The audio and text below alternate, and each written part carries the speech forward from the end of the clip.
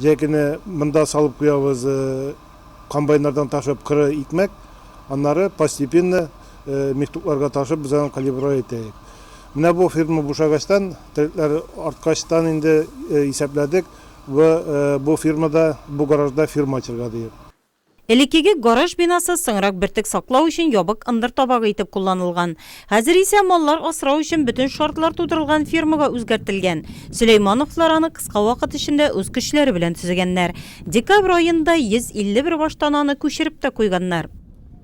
Алдык пиломатериаллар, егетләр белән сөйләштек тә, матур иттереп куйдык. Бу гараж территориясенә 90 метрга 90 метр зур иттереп карды. Улаклар ясадык, ишек ачтык, гараж иченә куйдык улаклар, су, жылыга таштырдык, урамга тоже куйдык улак, анда тоже жылы су. Менә моннан ялт иттереп тартып чыгардык һәм салам салып, беспривязный, свободный выгул белән монда тана бозаулар китердек.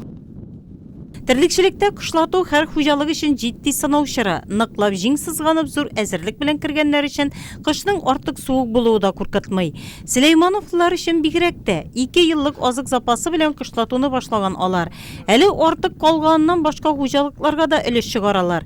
Ныклап ашагач терлек таза көр, алларында хуш исле яшел печән, салам, улакта хуш исле сенаж, микро-макро истәмәләр белән баетылган янчелдерелгән бертек. Шунда ук акбуры тузы куелган. Малларны ашатуга игътибар зур хуҗалыкта. Шуңа тәүлеклек артым буенча күрсәткечләре дә әйбәт.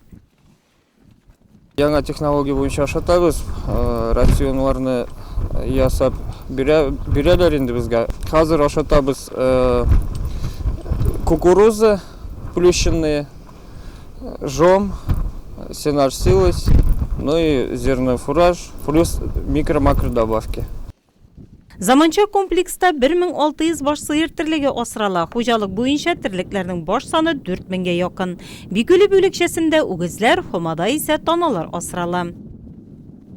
1600 баштан бейингесекендә дәүләткә 21,5 тонна сөт сатабыз. 16 елны дәүләткә саттык 430-450 килограммга җиткереп терекләрне. %17 сум 22 тиен исәбеннән менә шу 303 баш терлеккә 16 миллион артык кассага акча керде. Яңа елда тоже беренче көннән тырышып эшләү нәтиҗәсендә беренче январдан 17 елның дәүләткә иткә тапшырдык 144 баш. %44 баш ул 6 миллион 200 меңлек булды. Миллионнар белән исәпләнгән табыш шартында зур хезмәт тора әлбәттә. Маллар арасында үлем китемгә юл куймау, баш санын арттыру өчен тырышалар биредә.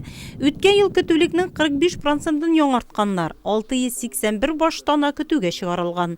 Алга карап эш итә белгән хуҗалык җитәкчелегенең киләчәккә планнары зурдан. Илүткене авылы янында да тагын бер фирманы сафка бастырырга планлаштыралар. Терлекчелек булай матур гына ишәй барган дәвердә планнарыбыз бар.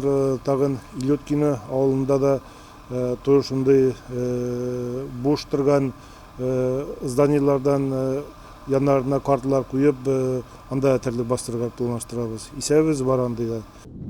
Авылда ферма булдымы, җирлектә яшәүчеләр өчен эш урыны дигән сүз бу. Механизаторлар Рәмис Нямаев һәм Исур Җамалиев көзен бертек урып җыю комбайннарын һәм чигендер чыгара торган ропаларны иярләсәләр, кышкы чорда да эшсез калмаганнар. Туган авылларында ферма ачылгач терлекчелеккә күчкәннәр. Эш урыны булачак инде, өйдә ялып ятып торабыз, кечигәбез, эшләйбез. Өйдән якынга гына килеп эшләп бик уңайлы.